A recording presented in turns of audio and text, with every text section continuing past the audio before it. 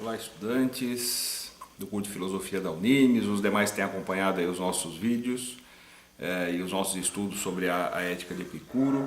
Eu sou o professor César Mangolin e nessa semana nós vamos para a penúltima parte da ética de Epicuro, da maneira como nós dividimos, né? Que trata do que nós poderíamos chamar da relação entre natureza e sabedoria.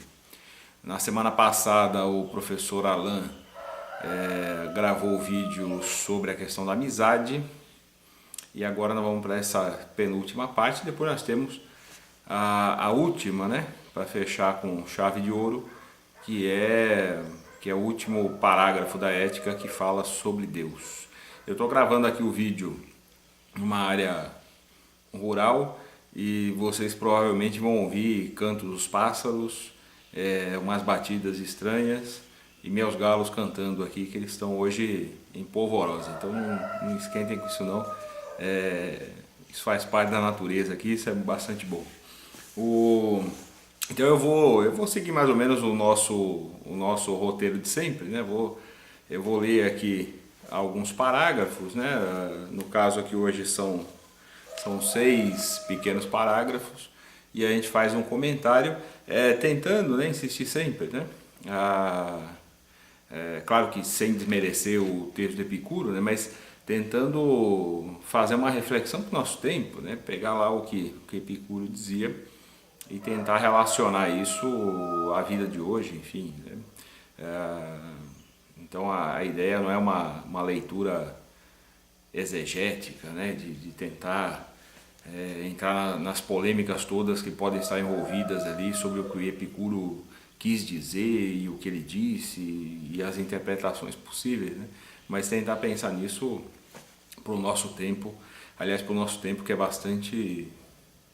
anda bastante sombrio, né? Então é razoável que a gente pense e torne atuais aqui algumas coisas que Epicuro escreveu há tanto tempo, né? Tanto tempo, mas que persistem importantes para a nossa reflexão e, portanto, para a prática teórica e para a prática política no sentido mais amplo do termo, né? E para a vida cotidiana, enfim. Então vamos lá. Como eu falei, são 6 parágrafos, né? Como eu sempre mostro, né, uso aqui a tradução da coleção Os Pensadores. Então nós deixamos lá o link do texto tanto na página do Facebook quanto no grupo lá próprio para os estudantes da Unimes exclusivamente, né, do curso de filosofia. Vamos lá então, natureza e sabedoria, né, a penúltima parte aí da ética de Epicuro. Ele diz lá, começando o nosso tema, ele diz assim: a natureza única para todos os seres, não fez os homens nobres ou ignóbeis, mas sim as suas ações e as disposições de espírito. Isso aqui só daria para a gente discutir por horas a fio, né? Nós sabemos que na tradição filosófica enfim, a partir de correntes as mais diversas, nós temos sempre uma polêmica, é uma polêmica que vai, claro, acessando o senso comum, que gira em torno da possibilidade de uma natureza humana, né? Essa ideia de uma natureza humana seria, né, para essas correntes, boa parte delas, né, que fazem parte da filosofia idealista, a ideia de que nós seríamos determinados por natureza, que nós teríamos características que envolvem a personalidade, né? Quer dizer, nós seríamos de uma tal maneira determinados, portanto, naturalmente, né? Há grupos que se utilizam, né, dessa possibilidade para tentar justificar determinadas mazelas do nosso tempo, né? Então, por exemplo, a ideia de que isso está no senso comum, a ideia de que nós seríamos egoístas e agressivos por natureza, né? Individualistas e coisas do gênero. O que o Epicuro está nos dizendo aqui, né? E ele caminha junto com uma outra parcela significativa da tradição filosófica, é que por natureza nós somos o que o nosso corpo, nossa constituição orgânica, portanto, determina, né? E o restante, né, os nossos hábitos, os nossos costumes, os nossos traços de personalidade, isso tudo é determinado pelo meio, né? Por isso que ele diz assim, né, a natureza única para todos os seres, e aqui no caso, né, ele como um filósofo materialista, né, pertencente lá à corrente do atomismo antigo, ele está entendendo assim, nós somos feitos da mesma matéria, né, somos feitos de átomos, não fez os homens nobres ou ignóbeis. Quer dizer, nós não somos por natureza determinados a gestos e a comportamentos mais solidários, mais altruístas, enfim, ou a gestos e comportamentos mais egocêntricos, egoístas, individualistas, ao hedonismo, né? Que de alguma maneira não, né? Diretamente o Epicuro critica, embora a gente tenha falado já que ele é às vezes tratado como hedonista por algumas pessoas que se apressam aí um tanto a classificar dessa forma equivocada Epicuro, né? Isso a gente falou lá no primeiro vídeo, né, quando ele falava do prazer e da vida prazerosa.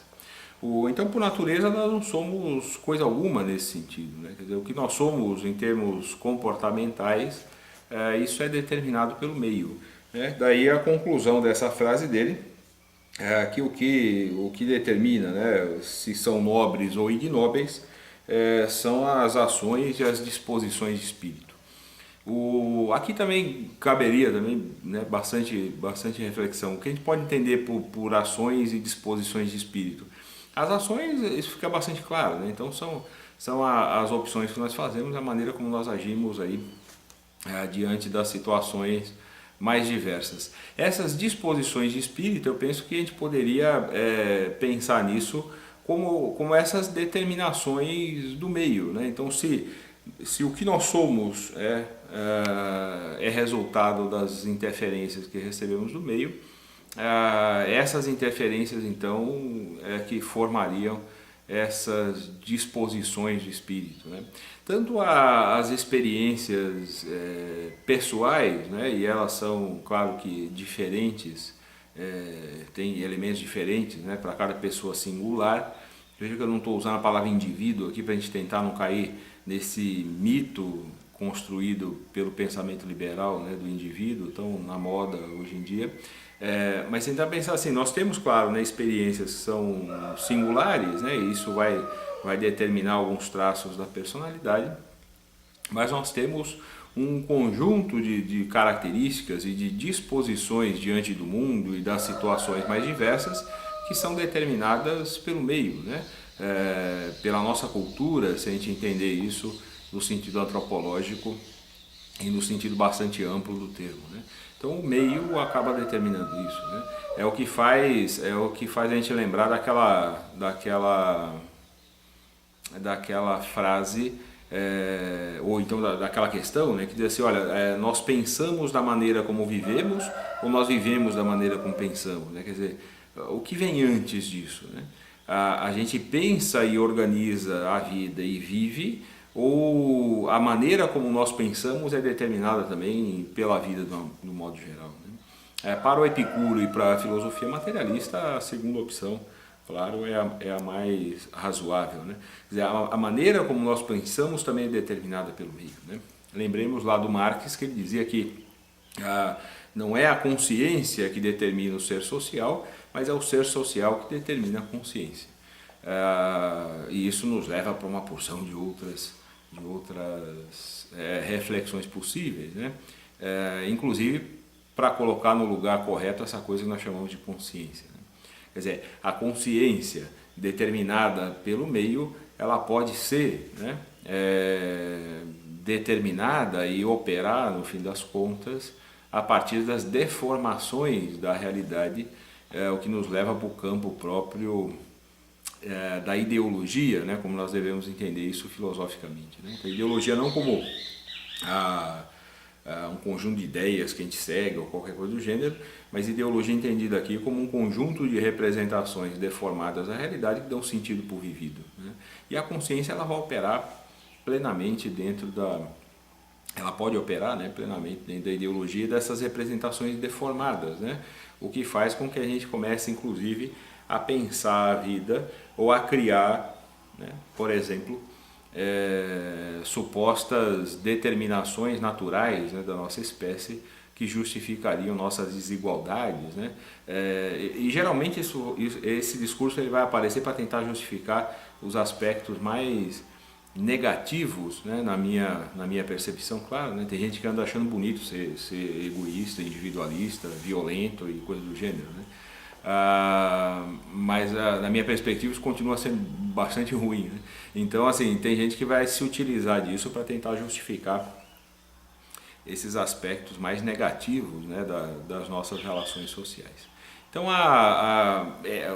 essa abertura, né, desse tema natureza e sabedoria pode nos levar a reflexões mais diversas, né? Inclusive no plano teórico mesmo, né, nós podemos citar, eu mencionei aqui o Marx, né, que foi e continua sendo, né, um dos maiores pensadores da nossa espécie, uma referência, né, um clássico do pensamento filosófico científico, e é necessário reafirmar isso, né, e defender isso, enfim, nesse nosso tempo.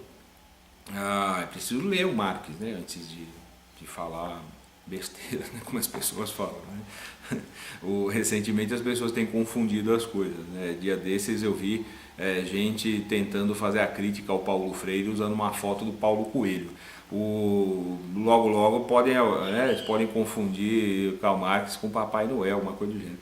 Então assim, é bom saber de quem se trata, né, e ler e depois fazer a crítica devida, isso é razoável, né? Concordar ou discordar, né, de uma corrente de pensamento, isso faz parte dessas disposições do espírito, né? Mas isso tem que ser, claro, produto de uma reflexão, e de uma reflexão séria, né, de conhecer a obra do autor e, portanto, conseguir fazer a crítica devida, né? A crítica do que é posição política no sentido mais amplo ou restrito do termo, mas não do que é conhecimento científico, né? Aí essa negação da objetividade e, portanto, né, da possibilidade de nós nos aproximarmos ou conhecermos o que as coisas são objetivamente, isso tem que ser defendido, né? E não pode ser negado. Senão a gente cai num subjetivismo, num relativismo teórico estúpido, e aí cada um pode achar o que bem quiser. A gente está no terreno do achismo, né? É o que faz com que as pessoas considerem que a Terra é plana, enfim, que os cientistas enganaram as pessoas todas. Recentemente, numa aula, eu falava de dados históricos, né, para tentar fundamentar algo que a gente dizia, e eu escutei do estudante que a história escrita, né, a historiografia, portanto, não serve para nada porque ela foi escrita por gente de esquerda. Essa loucura que tem vivido. Agora tem cachorros latindo. O nosso segundo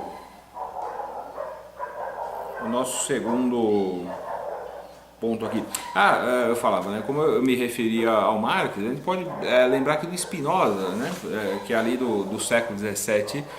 O Spinoza ele tem um tratado político, na ética também ele vai tratar disso.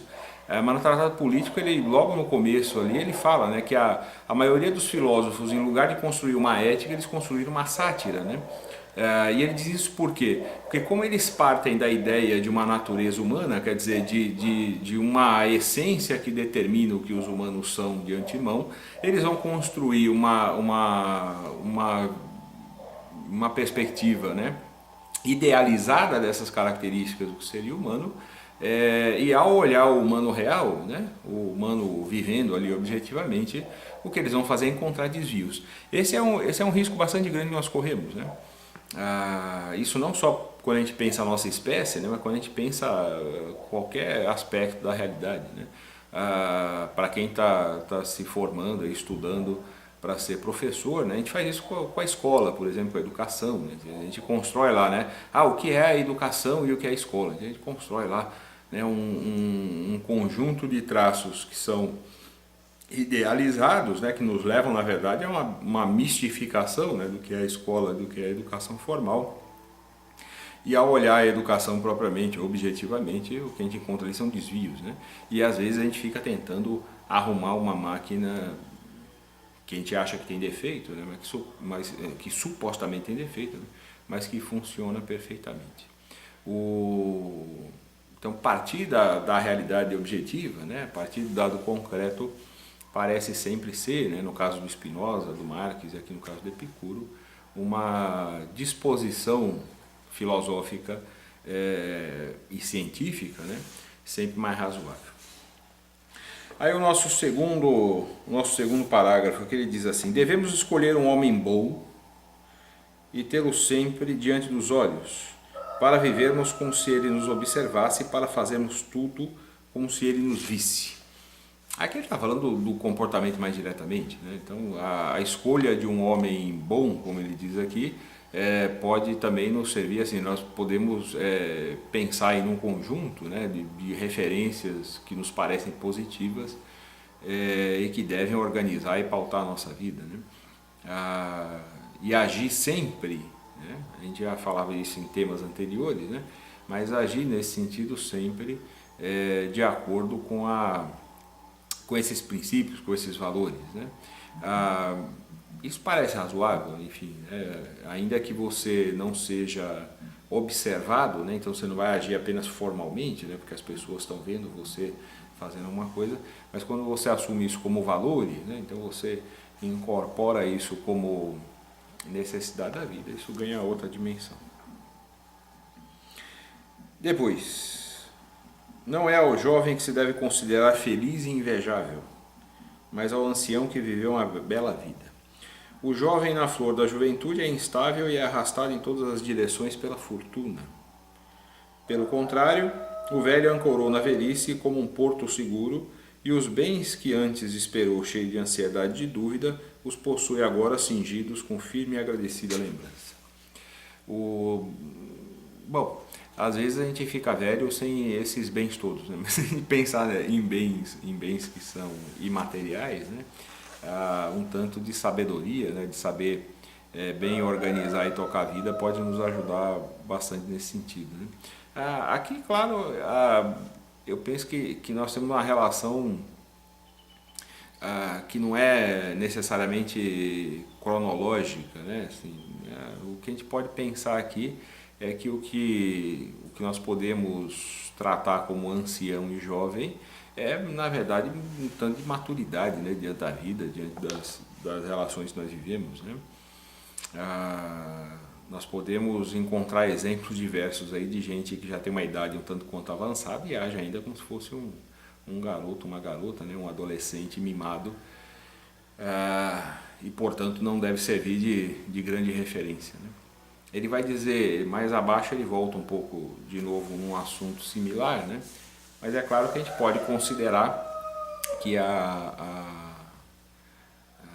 na juventude, né, até pela quantidade de experiências, né, que o tempo nos permite, isso claro que é diferente, né, para grupos distintos, para pessoas distintas, a juventude não nos permite ainda compreender, né, ou viver determinadas relações com a tranquilidade devida, né? Aí nisso sim a gente tem uma questão cronológica, e me parece no geral, que assim, o tempo vai nos deixando um pouco mais serenos, né? E um pouco mais, como a gente pode chamar, tolerantes com determinadas situações, né? Pacientes, eu diria, melhor que tolerantes, né?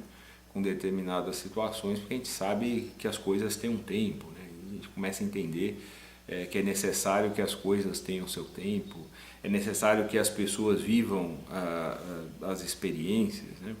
Não é possível a gente controlar a vida das pessoas, enfim, e transferir para elas experiências práticas, né? ouvir falar, né, ouvir um conselho não é a mesma coisa que viver na prática alguma situação, e isso, claro, que nos ensina bastante mais. Então, enfim, o ser ancião ou jovem aqui pode não ter relação direta, né, com a questão da idade, mas a idade ajuda um tanto nisso, não há dúvida nenhuma. E aí ele diz: recorda-te de que, ainda que seja de natureza mortal e com um limite finito de vida, te debruçaste mediante a investigação da natureza no que é íntimo, no que é infinito e eterno, e contemplaste o que agora será e sempre foi no tempo transcorrido.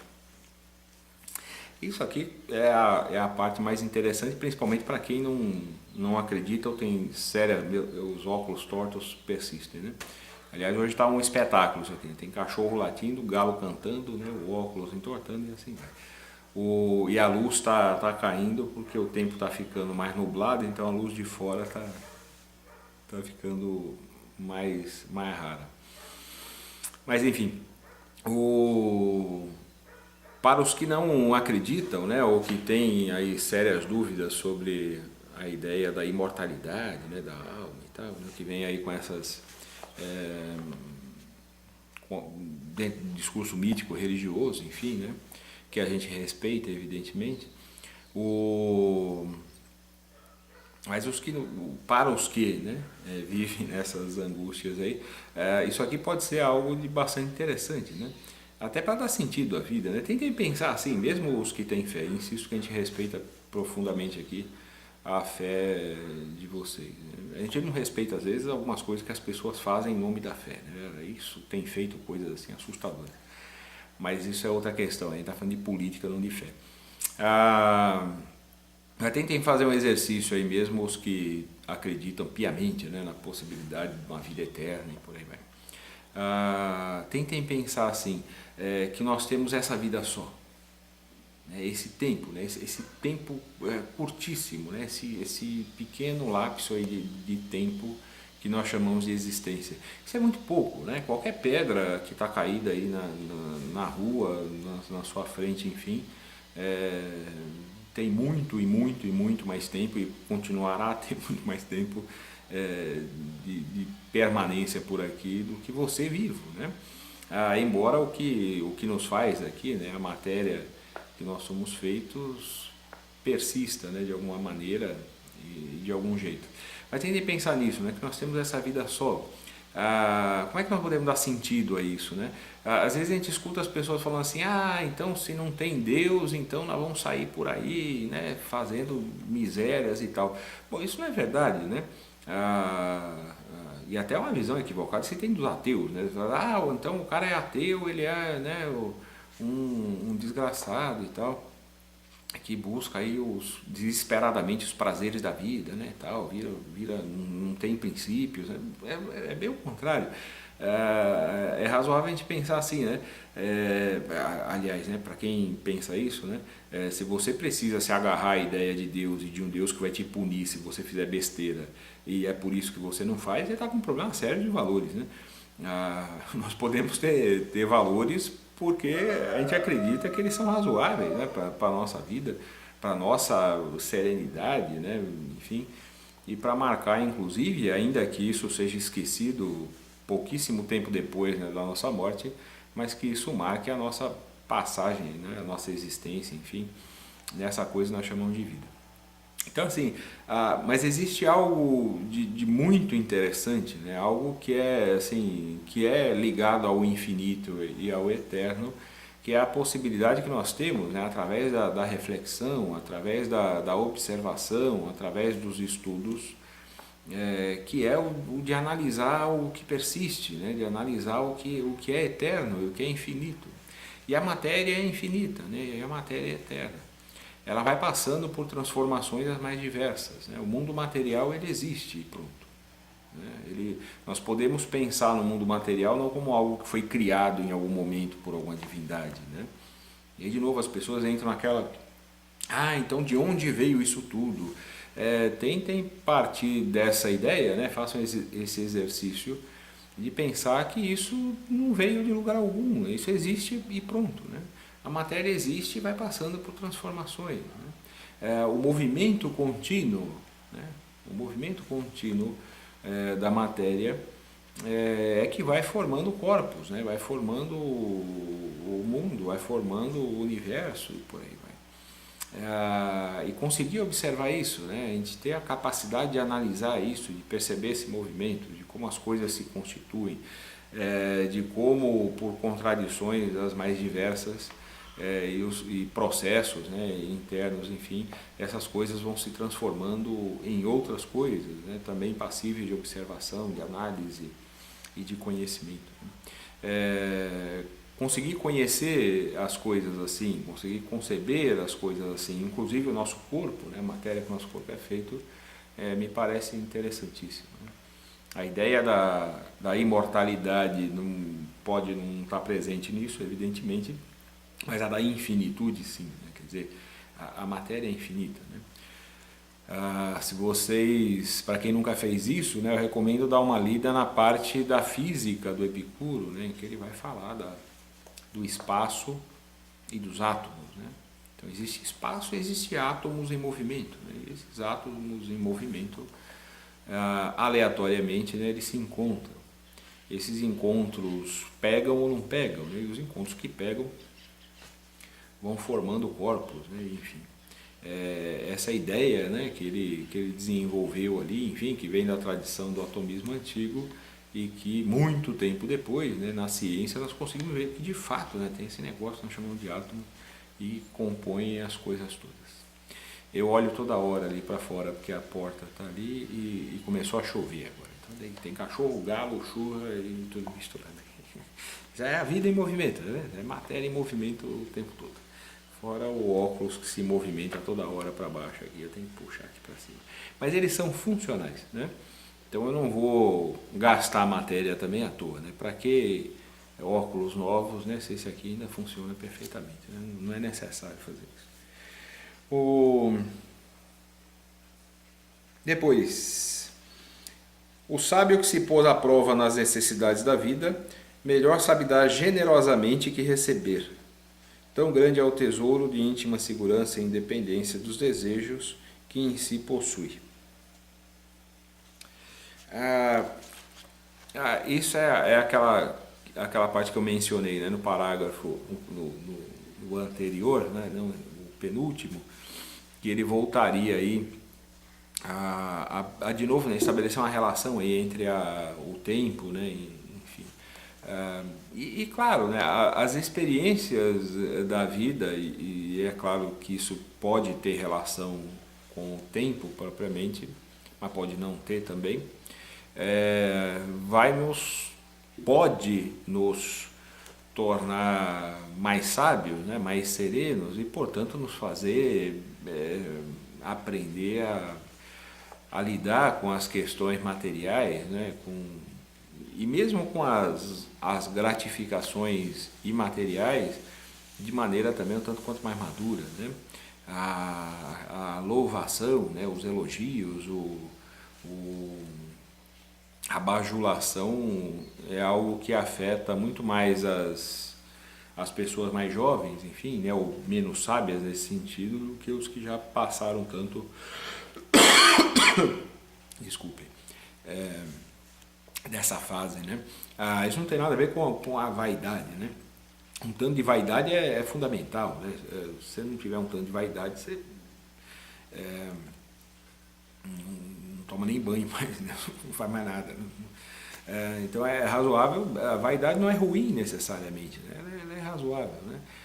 Desde que a gente não viva para isso apenas, a gente não viva para poder receber de fora reconhecimento o tempo todo, né? Saber dar mais do que receber, né? Ou se prontificar, né?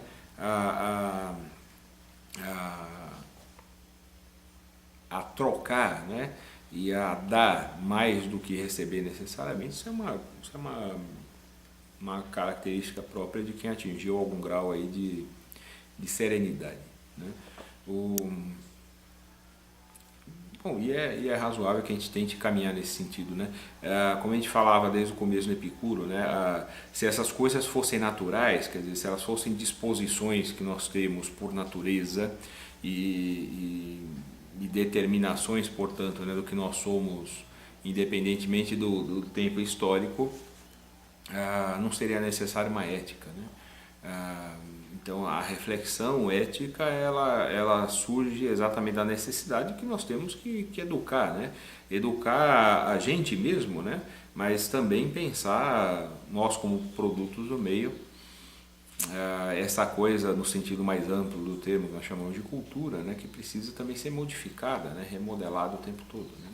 Se nós obedecêssemos os nossos instintos animais apenas, né? Nós viveríamos de uma maneira bastante diferente da que nós podemos viver agora, evidentemente.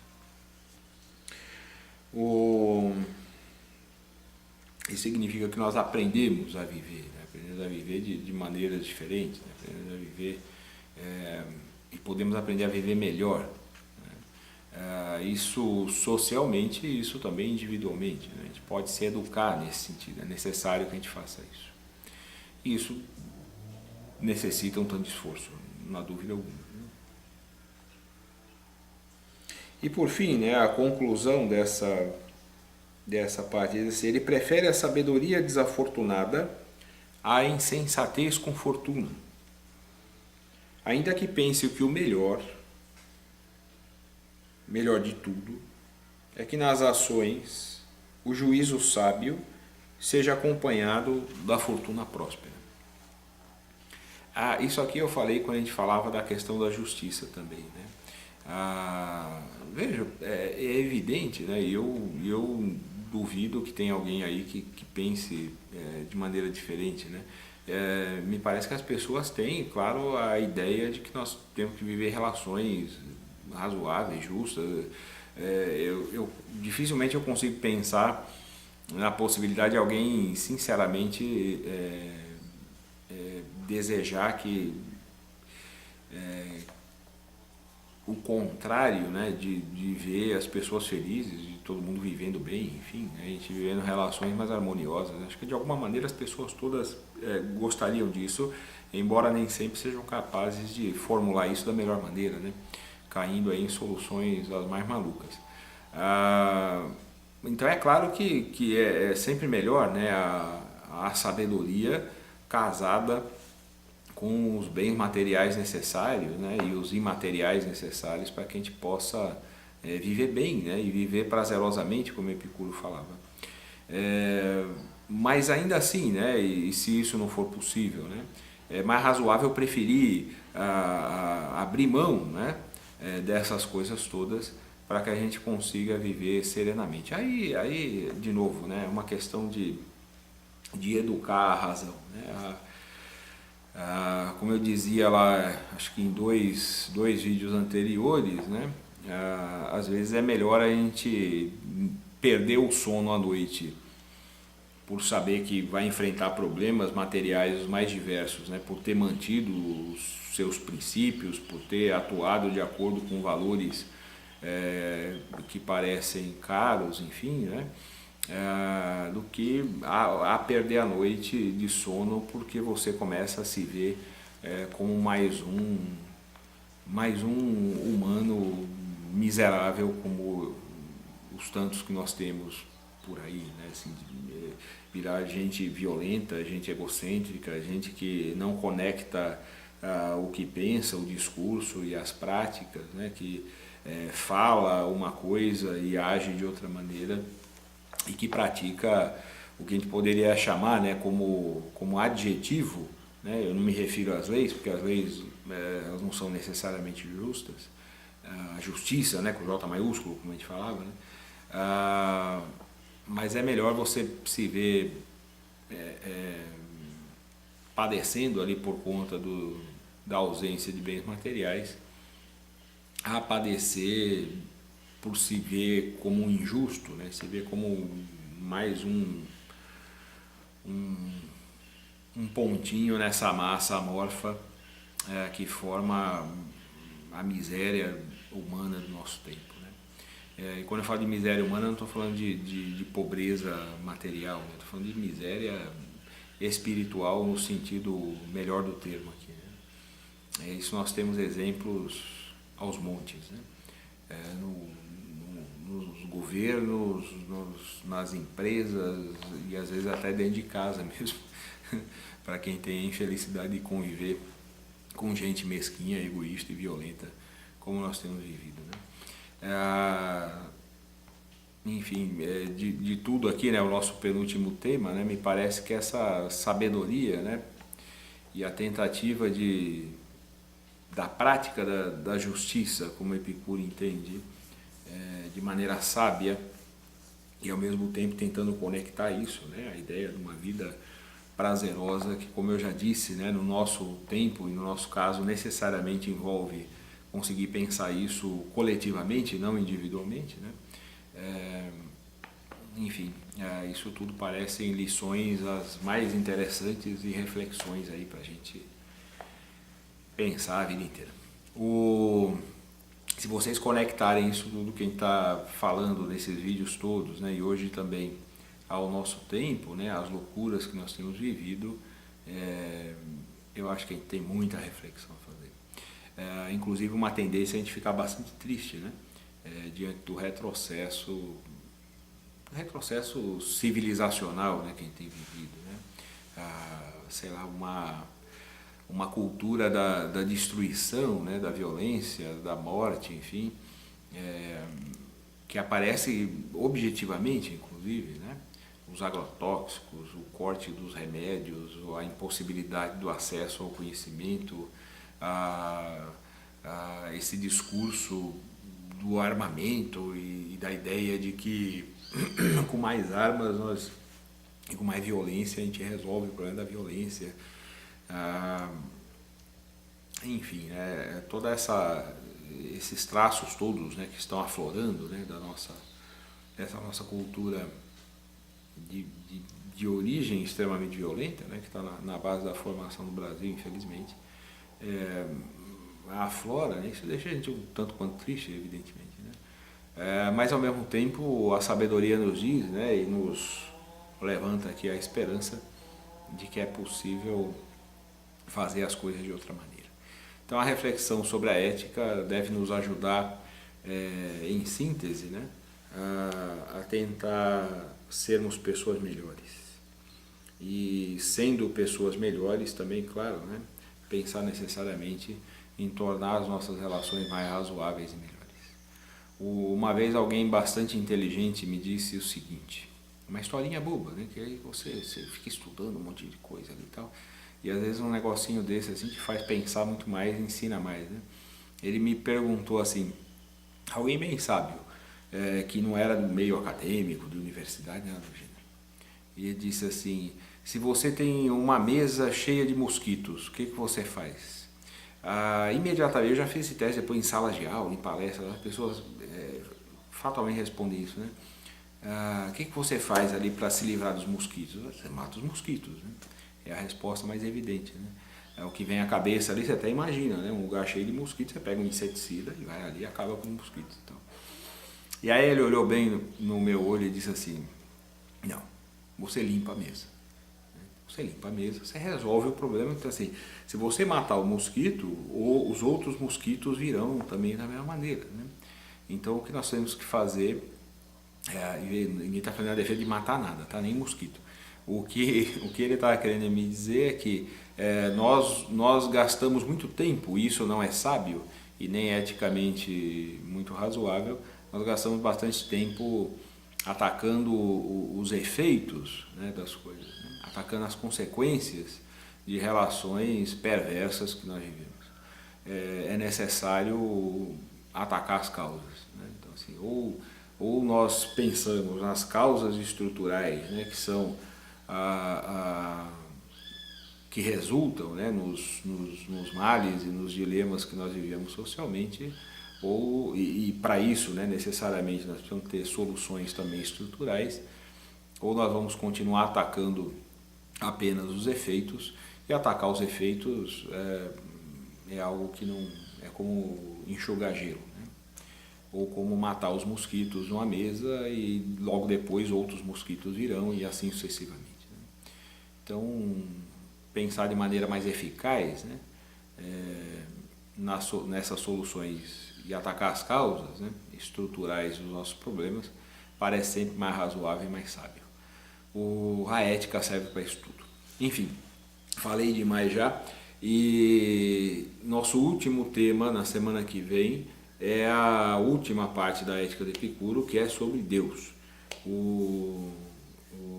É uma sequência ali que ele faz, né, pensando nessa questão de Deus, que é bastante interessante, né, que pode nos dar margem para reflexões mais diversas. Né? E não se trata, evidentemente, de afirmar Deus, negar Deus ou qualquer coisa do gênero, mas de pensar isso por dentro da filosofia, né, e dentro da lógica, do objetivo que nós temos aqui, para nos fazer pessoas mais reflexivas, né, e também praticamente melhores. Nós estamos tentando organizar ali, eu e o Alan, algo mais amplo, né? Como é o último tema, né, tentar fechar com chave de ouro. Então, ver se a gente consegue juntar mais professores ali, enfim, e aí a gente consegue então fazer uma mesa ali, dar um bate-papo sobre esse último tema, que vai envolver o professor Alan, eu também, mais um ou dois professores lá da Unimes para auxiliar a gente no debate. E aí depois nós escolhemos o nosso próximo tema. Inclusive a gente aceita sugestões aí, vocês podem enviar para nós. Meu abraço e até semana que vem.